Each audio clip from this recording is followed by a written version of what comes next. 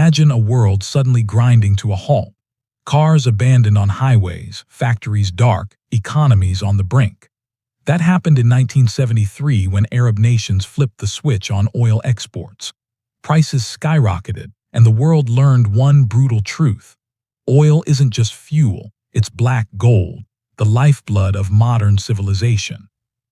Welcome back to the Geo Geek, where we dive deep into the geography of power, resources, and history. Today, we're exploring the full story of crude oil, from ancient burning water to the wells that built empires, the cartels that control prices, massive crises, and why the future might leave oil behind. This is going to be a long one.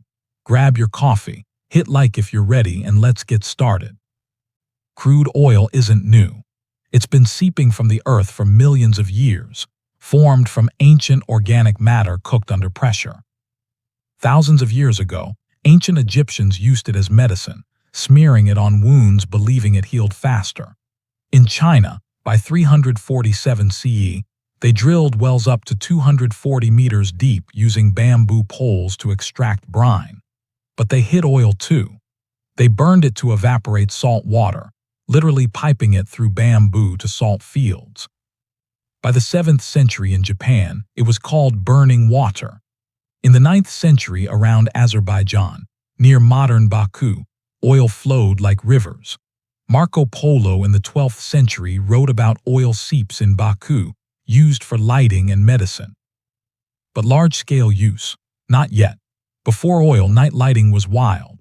People burned dried salmon in America, petrel birds in Scotland, and later whale oil dominated. America hunted whales massively. Whale oil became its 5th largest industry by the 1700s. It lit lamps, lubricated machines, even made perfume. But whales were disappearing fast. Enter the game changer, kerosene. In 1846, Canadian geoscientist Abraham Gessner refined coal and bitumen into cheap, clean-burning kerosene, 15 times cheaper than whale oil. Suddenly, streets lit up at night. But kerosene from coal was limited. Then, in 1858, people noticed black, smelly oil oozing from salt wells in western Pennsylvania. Bank President James Townsend saw money. He hired Yale chemist Benjamin Silliman, who confirmed, "Distill this petroleum and you get valuable products." Townsend formed Pennsylvania Rock Oil Company but struggled to sell shares. Enter Edwin Drake, a former railroad conductor nicknamed Crazy Drake. In 1858, he arrived in Titusville, Pennsylvania. With blacksmith William Uncle Billy Smith and his son, they battled floods and skeptics. They used cast iron pipe to case the hole and a steam engine. On August 27, 1859, at just 69 feet deep, oil surged up. Drake's well produced 1,220 barrels a day, kick-starting the Pennsylvania oil boom. Within years, production exploded, from thousands to millions of barrels. Titusville became Oil City. America led the world. By 1900, U.S. output hit 64 million barrels yearly. Then came Spindletop in Texas, 1901, a massive gusher that dwarfed everything. Oil fever went global. In 1908, British geologist George Reynolds struck oil in Persia, modern Iran. The Anglo-Persian Oil Company, later BP, took control. British government even bought shares. Iran got little, resentment built. In 1938, American Aramco hit huge reserves in Saudi Arabia's Dammam area. Saudi Arabia transformed overnight, from poor desert nation reliant on dates and pilgrims to one of the richest countries. By 2016 estimates, they'd extracted 90 billion barrels, with reserves over 260 billion. As more countries discovered oil, Russia, Venezuela, Indonesia, competition flooded the market. Prices crashed below $1 barrel in the 1950s-60s.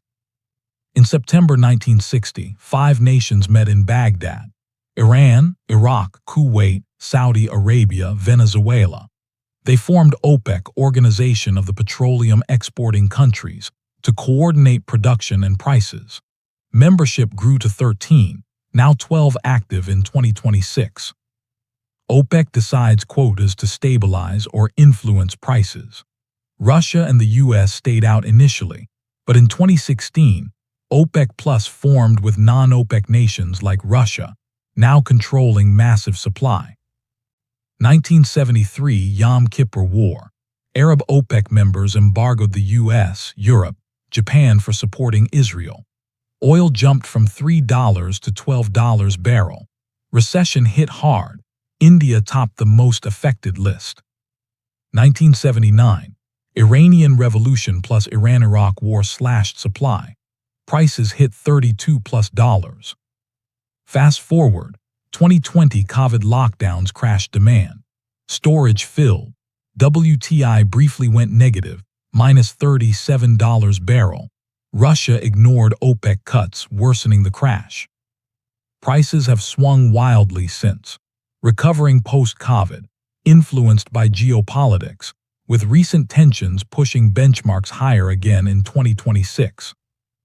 Oil powered the modern world: cars, planes, plastics, fertilizers. But the cost?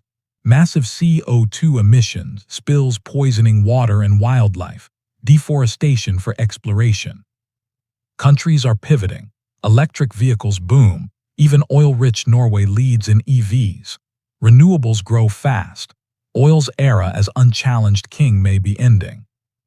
From ancient Seeps to Drake's well, Middle East booms to global crises.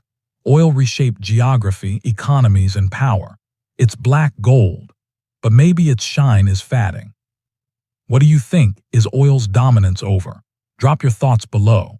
If you enjoyed this deep dive, smash like, subscribe to the Geo Geek for more geo history, and hit the bell. Share with a friend who loves energy stories. Thanks for watching. Stay curious, stay geeky. See you in the next one.